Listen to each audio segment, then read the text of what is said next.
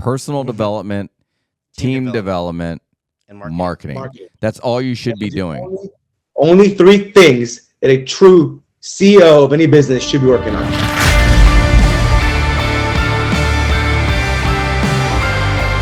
Welcome to 45 on the Hour podcast.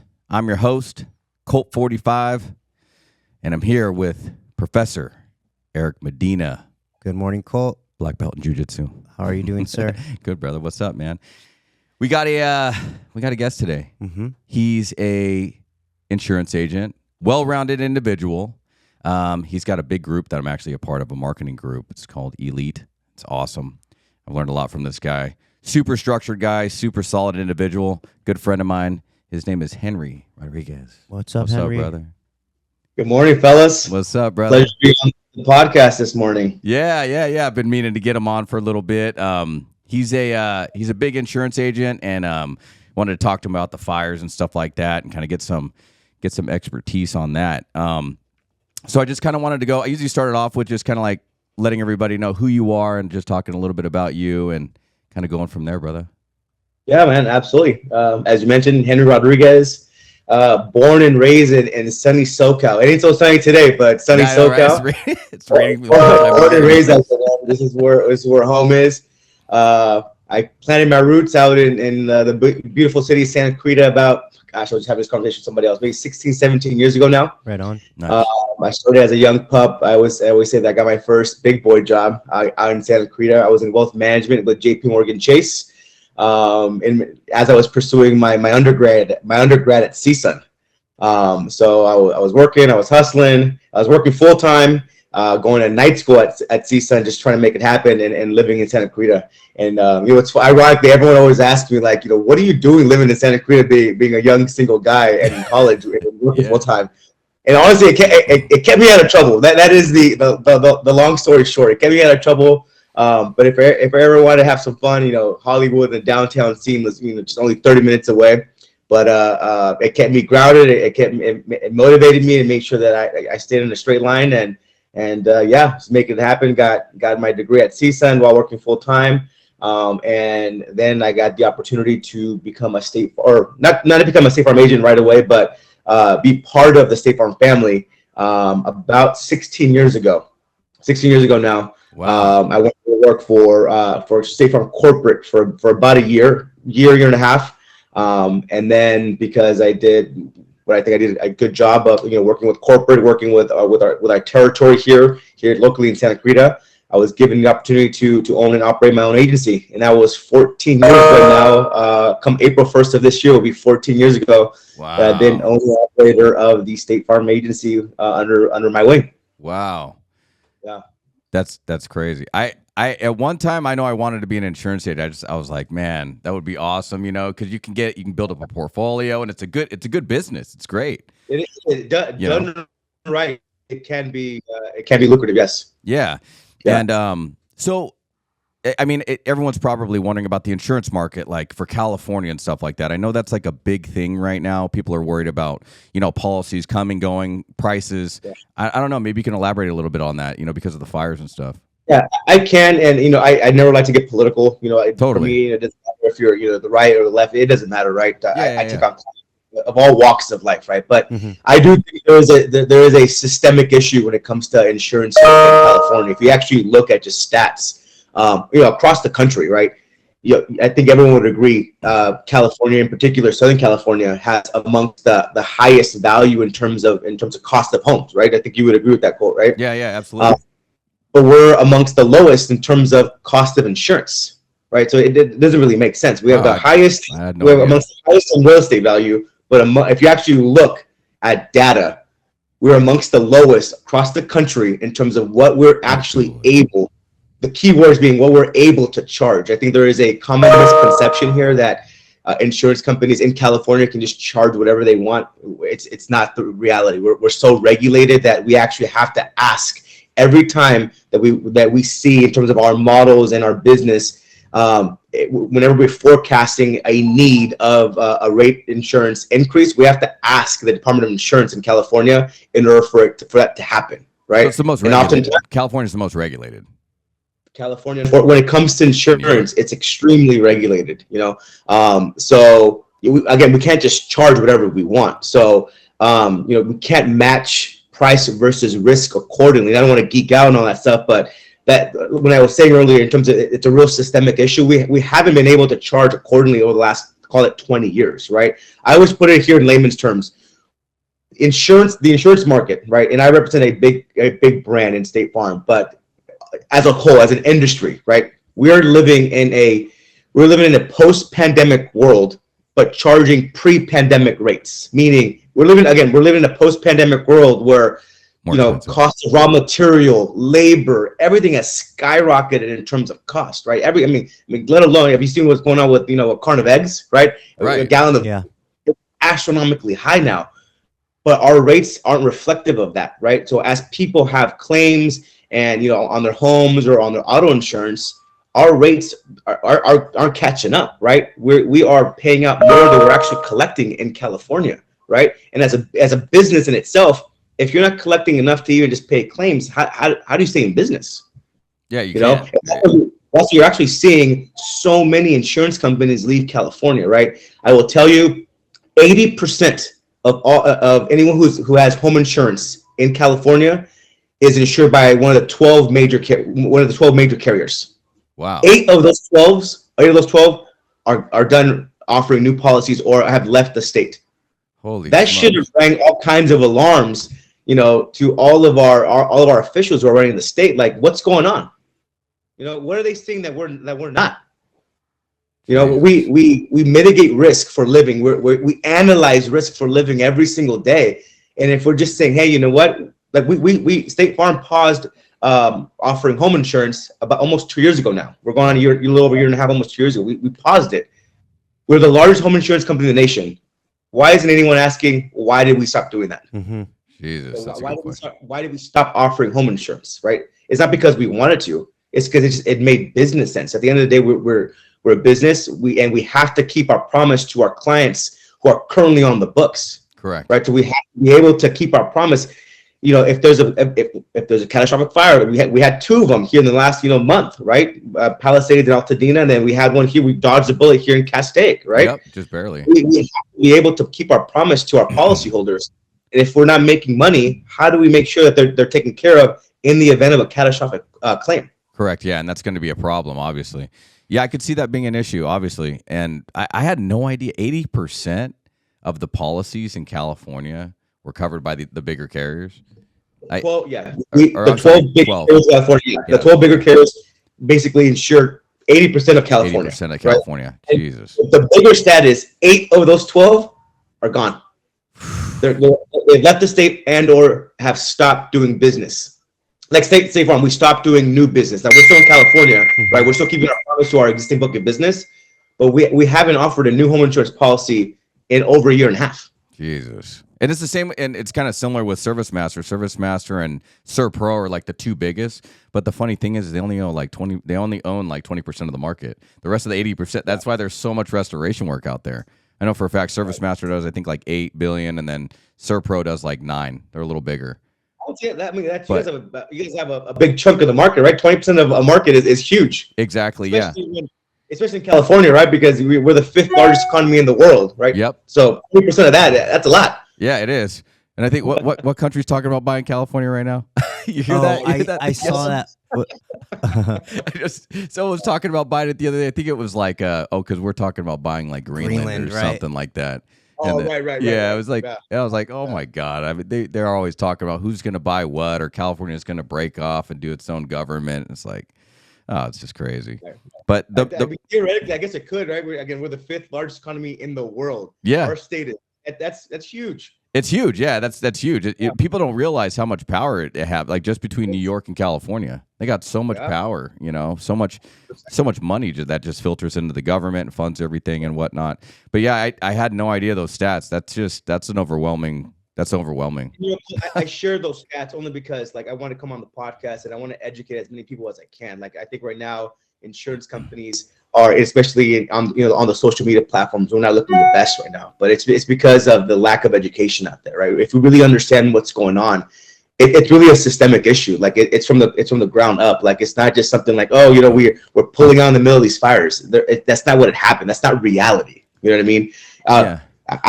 I have over 30 claims. Unfortunately, a lot of people lost their homes, and I've been there every step of the way. I cried with one of my policyholders. She's a 73-year-old lady, lost her home in Altadena. Her home has been in her family for over 100 years. Oh wow! When I showed up to the scene, my heart broke. I cried with her for 5-10 minutes, but I was there with her. I was there with her with a check in hand, saying, "Hey, this is the most devastating time in your life, but we're going to be here for you. Here's a check to put you in a hotel. Let's get you an Airbnb. Let's start rethinking what we're going to do now that she lost everything. And I was very, very fortunate to be there for her at her darkest hour. That was cool that you were there in person. That was cool that you got there in person. I don't think many agents would do that. Like go there in person and see, but you did. That was huge. That's kind of the difference between having your .com insurance companies versus your local State Farm agent or your local insurance agent. Period. Right? There's a lot of companies that are just online, but then there's other companies that have like the brick and mortar like we do. There's a big difference in that. So I like that. So question. So a lot of people are probably wondering like, okay, so what if I wanted to get insurance through Henry? And you're like, oh, well, I don't offer home insurance. Like, do you still have someone you refer to? Or yeah, so I always help indirectly, right? I still like to be the point of contact. I like helping guide people, especially if they're buying a home, right? It's a happy time in their life. They're getting an escrow, and unfortunately, right now, getting home insurance is not the easiest. I never thought in my wildest dreams that home insurance would be such an integral part of an escrow. Like when I started this, 14 years ago, it was always like if I worked with a realtor or I had the privilege of working with a lender, they're just like, contact your car insurance company. They'll take care of your home insurance. It's not like that anymore. Like when someone goes into escrow, it is critical for them to go talk to somebody about home insurance because it's not readily available anymore. Jesus. So, but that being said, I'd like to be a resource to everybody, right? Especially my peers who are in the real estate business. So I like to be the one to contact. If I can help them, great. If I can't, because we also insure in Arizona and Oregon as well, not just California. Oh, okay. If I can't help them directly, I'm happy to help them indirectly via policy through the California Fair Plan, or through I have 4, 5, 6 brokers who are friends of mine that I can refer to them to help them insure their biggest asset, which is their home. Got it. Okay, that's cool. That's good to know. For me, I remember I was having trouble getting insurance like a few years ago, and this is a little bit before I met you. And I remember shopping insurance, and I couldn't find anyone to give me a policy. They kept referring me to other people. Mm-hmm. And they're like, "All these companies are checking out, and this and that." And I think I was with the one that what's that really rich guy owns? God help me out here. Glasses. Yeah. Whatever that company he owned was. That was my insurance company for my house. And I didn't even pick it. I went with whatever escrow referred me to. Small company called Geico. Yeah. Oh, yeah. He owns, or is it Berkshire Hathaway? It was Berkshire. That was the name. There it is. Yeah, and so I had them, and then I got a letter that said your policy's lapsed. You got to find. I was like, what the heck? Who do I call? So that's why I was asking, because if people are in that situation right now, could they call you? And your answer is yes, they could, and you could refer them or direct them. Whether I can help it directly or indirectly, I'm happy to help anybody and everybody. Yeah, and guys, Henry is super organized. Like I've known this guy for a while, but he is like super clean cut, organized. He runs our elite marketing what would you say? Elite marketing, or how would you describe that? I mean, so that's a facet of elite, right? So the foundation of elite is a real estate network, right? It is for real estate professionals or affiliates like you and I to collaborate, to use the platform in any way they want to, right? For realtors and lenders to grow their business. For me right now, it's really to market and brand myself in the community. For a business owner to come and use as a platform for any facet they need in their business. So got it. That is what it is. Okay. And at the end of the day, like also we're a self-help podcast. So I know a lot of people may or may not have questions about like starting an insurance company or whatever. I know there's people out there that are curious, like, I've heard, you can make a lot of money. I myself was curious, just in terms, I got my own things going on. That's definitely not something that's on the table for me anymore. But so someone that's curious about starting an insurance agency, I guess you would say, like how hard is it? Is it impossible? Is it super difficult? I mean, You have an education. anything worthwhile is hard, right? Because if it's not hard, or if most people don't think it's possible, then it's probably not worthwhile, right? Because if agree. it was easy, Right. anyone would do it, right? No, it's extremely hard. I mean, when I first started, it was 16, 17, 18-hour days, right? I was just blessed to have that hustler's mentality, man. That grit, what they call it. Yeah. And Do the for the grind. first couple of years, you make zero to little money. I had employees making more money than me the first couple of years. But with insurance, once you start ramping up at 3-4 year, in your third or fourth year, you start ramping up, right? And in our business is residual based. That's why you get into this business. You get into this business to help people, number one. But yes, if you do it right, it can be incredibly lucrative. But once you start ramping up at that third or fourth, fifth year, you start seeing some serious money. But you have to have that grit in order to get there, and that's tough, man. That's tough. I was fortunate when I started. When I started my agency, I was 22 or 23 years old, man. So, How old are but you I've now? always had. What was that? How old are you now? So 14 years, right? I'll be turning 30. I'll be turning 37. 37. 37. Okay. Yeah. So yeah, man. You just have to. You have to have that vision, right? And you have to wake up every single day with that burning desire. And to this day, I still do. There's good is never good enough for me. For me, it's like, what can I work on today to strive for progress? Like, I have this in my office right now. I have like a mural on one of the walls that says "Strive for Progress." And I'm looking for a little progress every single day, single day for myself and for my team, right? Because now for me, it's more like it's leading a team now for me. Like, I don't really do a lot of the day to day. I do meet with clients regularly, but I'm more aligned with going out there, being the face, going out there and marketing the agency, making sure that my team is busy, working on systems, processes, working on the business versus working in the business. Mm-hmm. Does that make sense? Yeah. So I'm fortunate where, I have my leadership team who kick butt. I have a well-rounded team. My team is everything. Company culture is number one, because if my team's happy, then I take care of my clients. If I have happy clients, then I'm happy, and then we go round and round. Right. It's circular, right. But to answer your question, it's extremely hard to start. Any business, right? Because it's all in our business. It's all relationship based, man, and people got to trust you, right? It's one of our core values is trust, right? Trust from our clients. We have to build trust based relationships every single day, especially in today's market. That is more important than ever. And then we have our core values, and if we actually stay true to our mission and we accomplish that through our core values, then we deliver on our purpose. And our purpose is to deliver a remarkable client experience day in and day out. Because there is zero sexiness about insurance.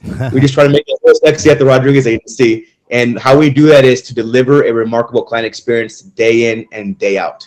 So people can get a hold of you. That's the number one thing that I've learned in business is just communication, because you're easy to get a hold of. Yeah. Yeah, and I think that's like number one. That's what set me apart from the rest. Even if you make mistakes in the beginning and you're just trying to learn, even like our podcast today, I was like telling Henry, I was like, hey, sorry, we're not making the 10 o'clock mark. We're a little delayed. We're trying to figure the audio out or whatnot. We're trying to figure something out here. But I think it's just communication. I think people appreciate that, right? That's like the number one thing, right? No matter what you do. Yeah. But so when you started, I'm still curious, did you just call? I know you said you worked for them before, but did you have to fill out an application, own an agency, and then you were like, all right, and they're like, okay, here's your agency, go get an office. Yeah, it was, especially with State Farm, they're a very prestigious company, right? Not everyone qualifies for it. You can't just say, yeah, like you said, you can't just fill out an application. No, I was recruited into the company. It took 2 years to get into the company before they gave me a shot at owning an agency. They take this, they spend a lot of money vetting, and they invest a lot in the agent itself. And so, when I got my shot after 2 years of that recruiting process, when I got my shot, I took full advantage of it, man. I was very, very thankful that I got, I inherited a book of business with them, and that kind of helped me with expenses. But I knew that I had to grow that book of business as fast as I could. So yeah, it's kind of the same situation I'm in right now. We started our Service Master over 2 years ago, but we didn't even start taking business till about August, because I did a claim with you at one time, I remember. And but now we got these fires we're dealing with, and it's weird because we're on opposite ends, but almost the same. You're the one that has the client, you're the one that holds the insurance policy, but then I'm the one that actually does the work. Mm-hmm. So I'm in this middle ground where I'm trying to figure out how the insurance companies work. I'm still trying to figure that out, and I'm learning daily, and it's funny because they're all different. They really are. They're all different. Yes, they're all different. Yeah, all specs alike. And what I've learned the most about, I think, is the ones that communicate the best are the ones that I think I like to work with more. And working with you is easy. And I've worked with other people that aren't so easy. It's like pulling teeth trying to get information. But I remember working with you. You were on top of it. You were like, "Hey, man, what's going on with this? What's going on with that?" You just want to make sure that the progress was started and done. And you don't see that. Taken care of, you know what I mean? That's so important to me. Yeah, but it also makes the job easier on the vendor side. So like, as a client, they want to see like how the progress is going. And I know just going back to communication's number one. I think just in anything. Yeah. Would you? Yeah. Obviously, we all agree on that. And just day-to-day life, communication sucks at everything else. Everyone else just stinks at communication right now. I feel like it's delayed. I would rather over-communicate. That's kind of the name of the game for me. So yeah, I noticed that even with like text messages, because I'm a part of Henry's networking group, and I'll get a text message and it says like his name, but it's like typed out. It looks like it's like you fill people in. Yeah, it's beautiful. I was like, I've never seen that before.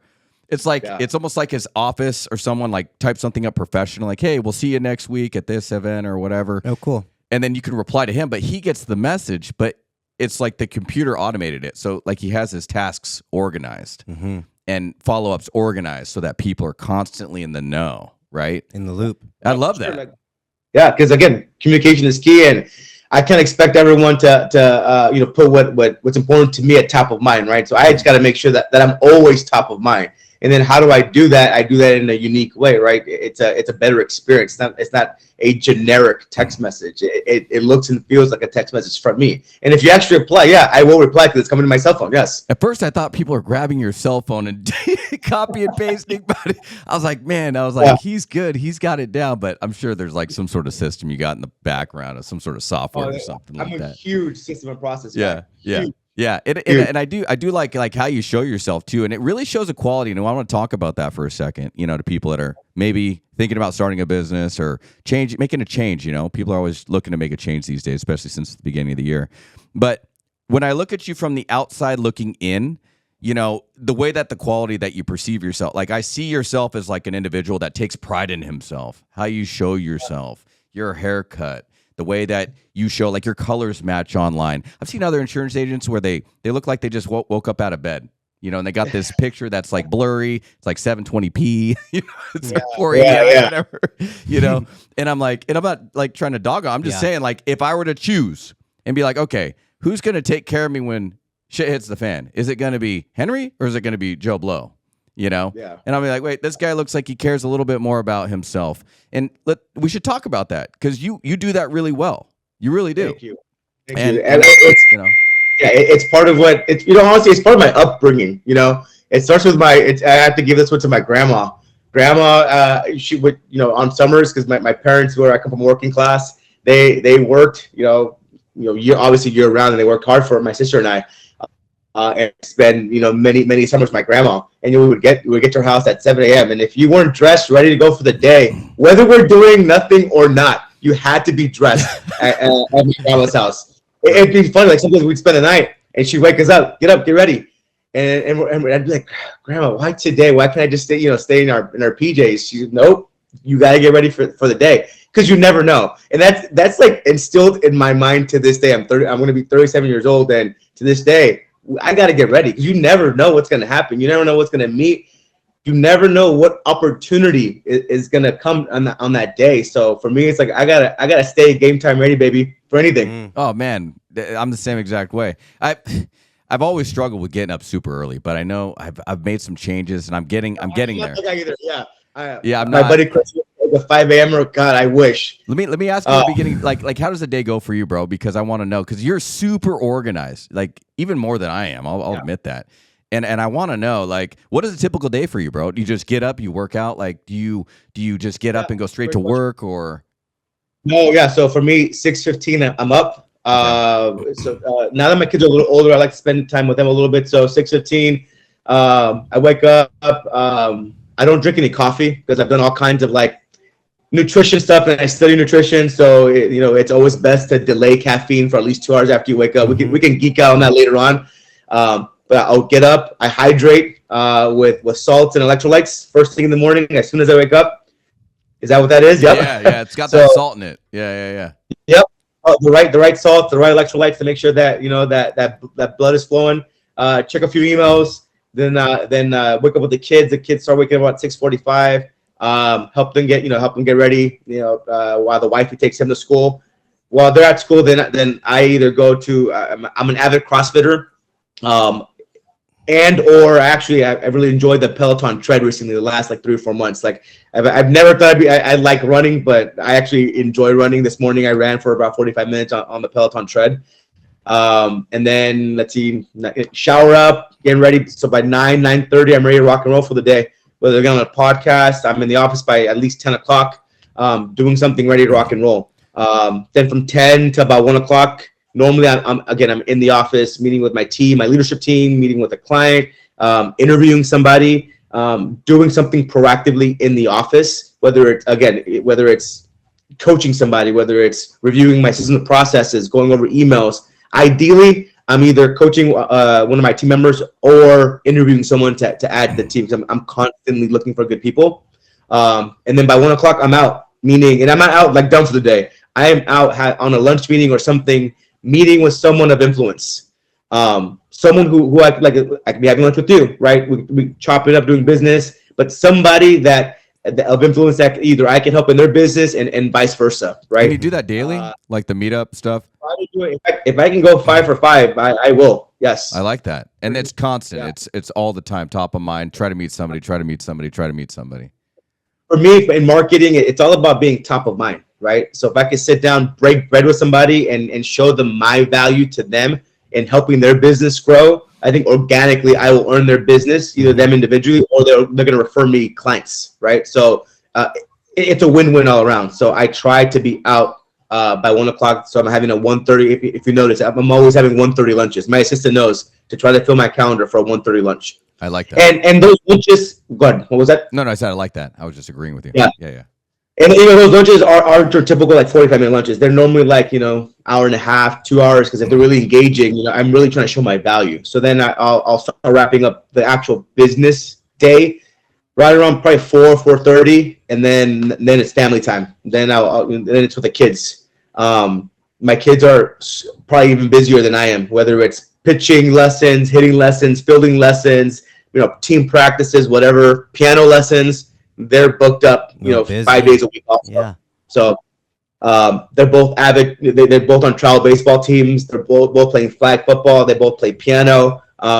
So the wifey and I have always had the same mindset of keeping our kids busy early on to make sure once they're going into those teenage years, they don't know any different than being busy. And if they're busy, they ain't getting into trouble. So they've always been busy. And my oldest, he's 12, turning 13 later this year. So he's going to become a teenager, but he will not have any time to get into trouble because he's so damn busy. Mm-hmm. And that's part of our value system in our house. So around 4:30, I help with practice doing something, and then I'm home around 6:37.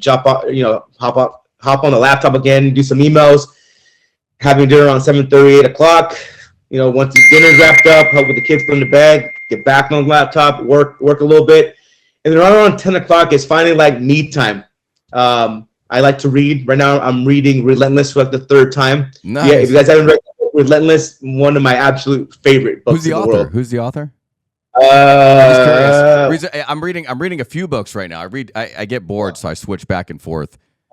I'm Googling it right now who the author is. Yeah, so it's funny you say your schedule. It's like mine's pretty similar. I do I do the morning routine workout, and then I go straight from there to here, and then deal with whatever problems are for the day. I usually wake up with problems. In our industry, there's always something I got to fight through. The phone's always letting you know what the day's going to be like. Yeah, and I think that's just being a business owner, right? Mm-hmm. It's just dealing with the issues at hand. And maybe you can correlate with me on this pretty well, but wouldn't you say, like in business, it's a lot of relationship stuff? It's just trying to manage relationships. That's what I'm saying. Whether it be from the employees or Yeah, Yeah. it's just, oh, so and so, I don't like to work with this guy, or like just basic stuff. And that's just, I feel like that's my morning half of it, and that's why I like to be at the gym when I deal with these text messages. I could fight. You have to Yeah, have that gym time, man. I mean, it really, for me, it gets my day started, gets your mind right.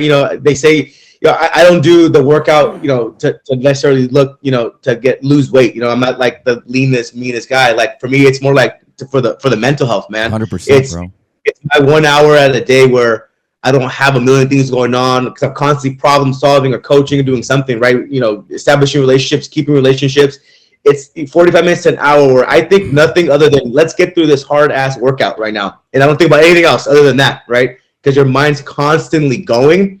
It's actually like a zen for me to run for 45 minutes or do a WOD at a CrossFit at our box at CrossFit, because it's such a tough workout that you think of nothing else other than let's get through this workout. So for me, it's actually rewarding. The author of that book that you're asking about is Tim Grover, Relentless. Tim Grover, I love Tim Grover, Kobe Bryant's guy, right? Yes. Oh Exactly. yeah, he's phenomenal. I read that one too. That was Great. What's that? I read that book too. I think I read it in like 3 days because I really liked it. Yeah, it's so good. It's so good. Have you ever, you know who Patrick Bet David was? You ever? Yeah. Okay, so we did a podcast with him a few years ago. Oh man, that's awesome. Yeah, it was before he blew up and did value. Well, he was doing value teaming, but So why he blew up? Yeah, why he blew up. Yeah, he's got like 5 million followers now. But yeah, I've read. I'm reading his second book right now. I was trying to look up the book so I could tell you, so I'd have the name of it. Yeah, so the first one was Your Next 5 Moves. That was pretty cool. And I'm actually I just started reading Choose Your Enemies Wisely. So, Okay. and then between that, I read a lot of I like quotes. I'm addicted to quotes. I know sometimes, you see me on Instagram or whatever, but I'm addicted to quotes, like philosophical quotes from like Epictetus and, Marcus Aurelius. I'm the same. You are? Yeah. Okay. I love it. Yeah. Yeah, just like What's that. your favorite one? Which one? What's your favorite one? Shoot, man. I got a few. There's one from Epictetus. I just drew a blank right now. Epictetus. Let me see. Hold on. There's one. The one you say is the most is Futures. Oh, Futures? Yeah. Oh, yeah. Yeah, don't get too comfortable. We can't say it on this. Yeah. We can't say it on here. Yeah. It's just. I'll show you mine. My favorite quote, and it's been my favorite quote. So I haven't found a better one than this over the last couple of years. Let's hear it. My favorite quote is "Live today like most people won't, to live tomorrow like most people can't." Ooh. Think about that. Oh, because everyone's not here. I see. So live today like most people won't, to live tomorrow like most people can't. And the meaning is live today like most people won't. Wake up early, get that workout done, build those relationships, do all the things that most people won't because of whatever reasons, right? They won't do it, right? To live tomorrow like they can't because of the wealth you've built, or the relationships you have, or the free time now that you have because you have a well-oiled machine in terms of a business, right? So do all the things now that sets you up for success so that later you can live that dream. It's what the quote's basically saying, right? So live today like most people won't, right? Because most people won't sacrifice. We're talking about business owners, there's sacrifices, right? Most people just want to do like a 9 to 5, right? As a business owner, as an entrepreneur, there's no 9 to 5.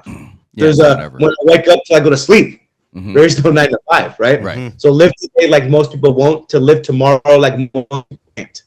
And that's my favorite quote. I love it. And I actually found mine, but I wanted to say it in my version. So he says it differently, but I tell people this in their most trying times. And I get a lot of, so I deal with a lot of veterans, and I don't know if you know this, but I console and I counsel veterans, especially veterans that come to me from all walks of life, thinking about suicide. They're at the worst time in their life, and they're like, hey man, I'm going to end it. I don't have purpose. And then I start them off on my program. I have a program that I help these guys with. But I always tell them this, and this is always the first thing I start with. I say, things don't happen to you, they happen for you.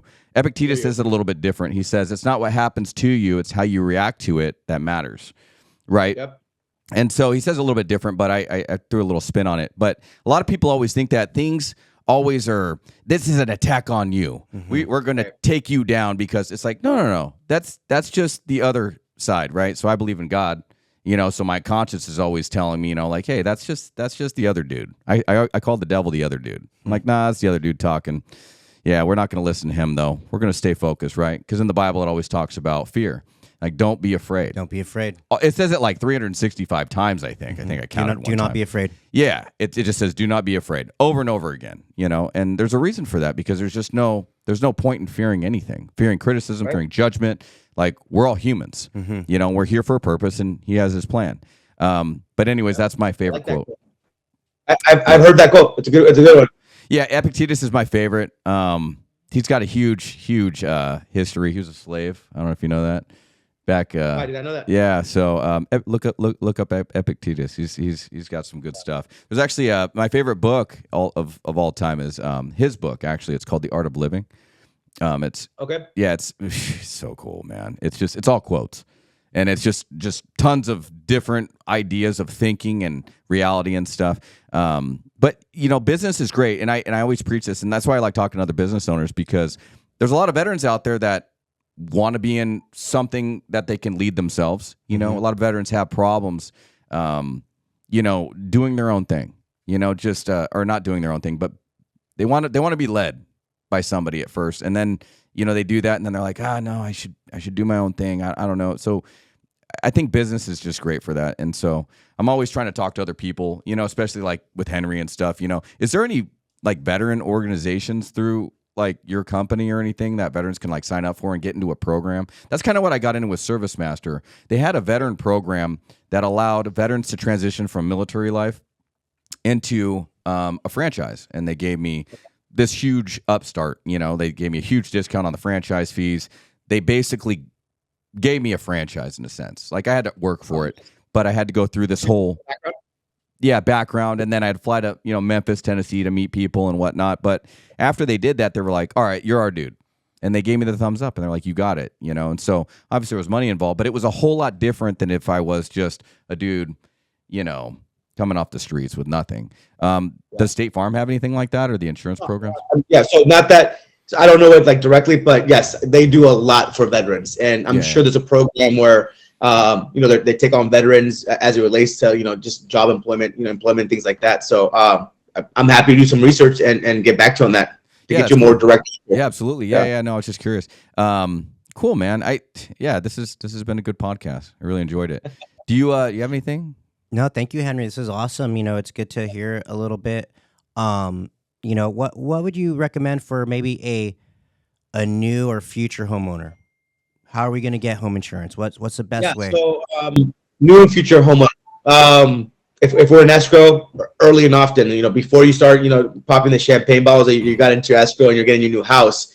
I always hate to be the bearer of bad news, but let's make sure that we could find adequate coverage for you. And because again, home insurance is just, unfortunately right now, it's just not readily available. So it's critical to identify home insurance right away as soon as you get into escrow, because you would hate to be that buyer that can't find insurance. It's not affordable, because now it's a big factor now, right? Because let's say it is available, but it's just out of the price range, because it's now the debt to income is an issue, right? Or let alone, is it even available in your area, right? It may not be available. So making sure that we're proactively engaged in finding the right home insurance policy for your home is going to be critical for all future homeowners moving forward. Got it. Very interesting. Yeah. Crazy, and then man, for people who have policies, I'd urge you, if it's not me, whoever your insurance professional is, have regular checkups. Like we go to the doctors every year, every 2 years for our physicals to make sure that we're healthy. Make sure your insurance needs are healthy, because we as the insurance professionals won't know the actual coverage that you need if we haven't talked to you in 5 years, if we haven't talked to you in 10 years, right? Mm-hmm. So and the only way that we're going to know that, this is adequate coverage for you is if we're meeting regularly. So for my clients, they know we're going to reach out to you at least annually. At minimum, we're going to reach out to you annually and say, hey, Colt, it's your annual review time. Let's talk. What has changed in your life? If I don't know what's changed in your life, how can I be the professional that I'm trying to strive to be and properly insure you, right? I want to make sure that I'm crossing the T's and dotting those I's for you as your insurance professional. And if your insurance professional isn't doing that for you, then they ain't doing your job. They're not doing their job right. Does that make sense? Mm-hmm. I didn't even know that. Yeah, I don't get. No one calls me every year. That's interesting that he's saying that. You're paying for someone. You're paying a company to make sure that they're insuring what is likely one of your biggest assets, right? Your house, but they're not calling you regularly. to make sure that, hey, has there been any additions? Have we changed floorings? How's it, whatever the case may be in your life, Right, because things do change, and then we don't. Yeah, because sometimes things do change. I've had it onto my house and forgot to call my insurer or whatever. Right. Just like, why would I call you? I didn't think about it. It wasn't top of mind. Most people don't, and that's why for me, I take it on as a service that we do, that remarkable client experience, and we're gonna call and say, hey, what's new? Let's chop it up. Give me 30 minutes and let's just catch up. And then you're gonna be like, oh, that's right. I added this to my house, or I got better kitchen countertops, or I did the flooring. Okay, well, we need to update all these things so that in the event of a catastrophic fire, you're adequately covered, as opposed to, we haven't talked in 10 years. You have a claim now, and then it's like, oh crap, I wasn't properly insured. Does that make sense? That does make sense. Wow. That's good information. I had no idea. Right on. But that's cool that he does that. And it sounds like you do all the little things. And that's what I always tell my team. Matter, right? They do. It's like the little things, like just making a phone call. Hey, how you doing? Want to check in on you, just a little thing. I honestly, if someone's going to trust me to insure their biggest assets, right, which is likely their house, right, and they're paying me a premium, for me, it's my responsibility, my fiduciary responsibility to make sure that you're properly taken care of. Jeez. And if your insurance agent isn't doing that, then shame on them. They should call you. They should call me. Exactly. And that's not a call out. What I'm saying is that every insurance professional should be doing this proactively for their clients, Yeah, and I'm sure there's other people that do different things that maybe we don't even know about or whatnot. Yeah. But I'm sure the only one who does that. Yeah, I'm saying that's how I run my agency. That is the experience that I want my clients to have. I want my clients to, if they think they have X, they're going to have X. What keeps me up on that is someone thinks they have X, but they really have Y.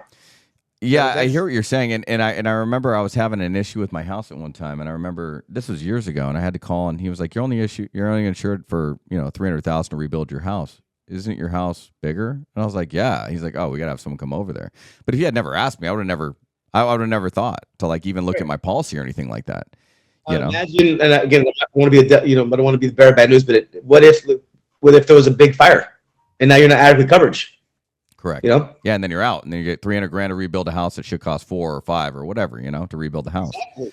Correct. Exactly. Right. So I like that. I like that staying top of mind, making sure you're touching base and whatnot, and making sure you're there. It's the same thing here. Like even with like the restoration business, I noticed like even I don't have to go to the jobs, but then I do, and then I find other things that are issues, that maybe the customer didn't tell us or whatnot, because we do the initial review and, do the scope of work, but things change throughout the job, almost daily sometimes. Or I'll get to the job and like, wait a minute, hold on. We opened that wall and then, I see there's mold there. So we need to stop for a second, and maybe the guys might've passed it and they didn't see it. So yeah, it's interesting you say that, but at the same time, it's needed. Right. Yeah. So, I'll leave with this, because I think we're trying to wrap up this podcast here. Is I've done all kind of like leadership courses and seminars and things like that and summits. One of the things that I really that I understood and learned early on is how to be a CEO. Because if you're a business owner, you don't want to be handicapped by your business. You want to work towards being a CEO. Okay, and what a CEO should, right, in theory, should be working on is only three things. And only these three things. And if it doesn't have to do with these three things, it needs to be delegated to someone on your team. Still with me, right? Yeah. So what a CEO should be doing, and again, I'm not saying from the beginning when you become a business owner, it's going to work like this, but no, this is what most business owners, CEOs of a business should work towards. Working only on one of these three things: personal development, team development, marketing.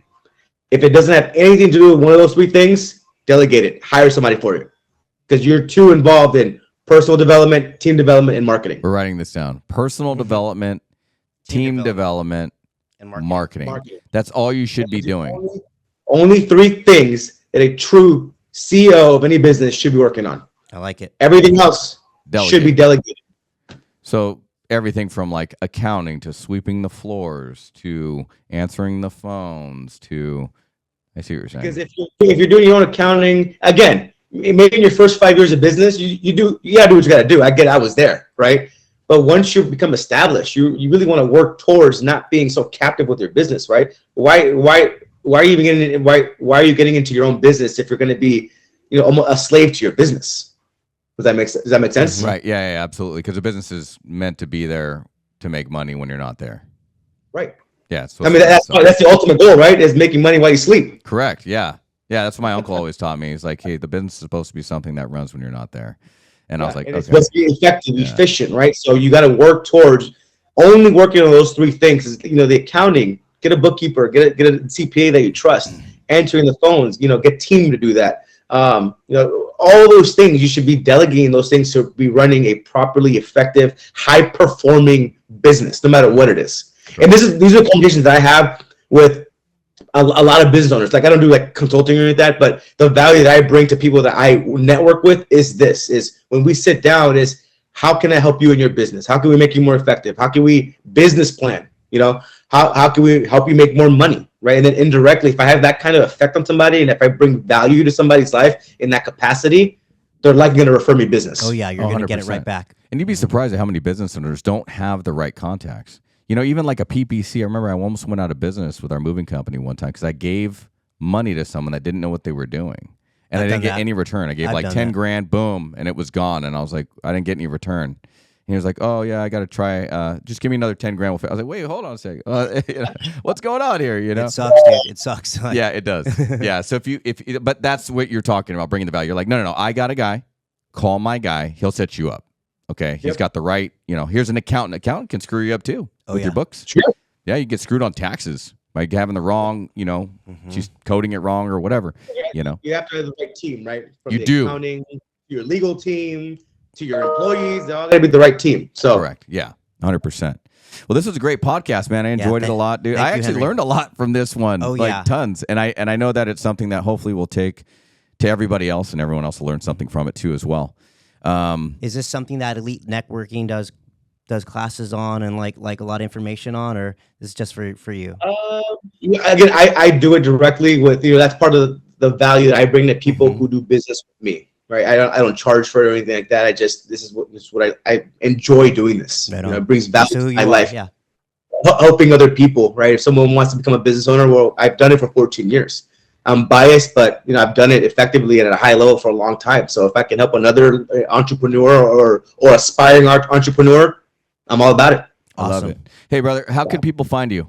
Like Instagram? I know you're on Instagram. I follow you on there. Yeah, Instagram, Henry O. Rodriguez. Obviously on Facebook as well. Anyone can email me anytime, info@yoursfteam.net. Okay, cool. Good. So that's how you can find him. Got questions? Sounds like he's open. Call him. Whatever you got, he'll direct you in the right path. So other than that, brother, I appreciate you being on this podcast. It was a good one. And you got anything, brother? No, thank you, Henry. And if you're in Santa Clarita, hit him up. Yeah, anywhere. He does all over. You just heard him. He does other states too. Sure. Good, guys. All right, guys. Until next time, get up, get after it, and get some. Bitch, don't get too comfortable. Better not get too comfortable. Better not get too comfortable. Yeah.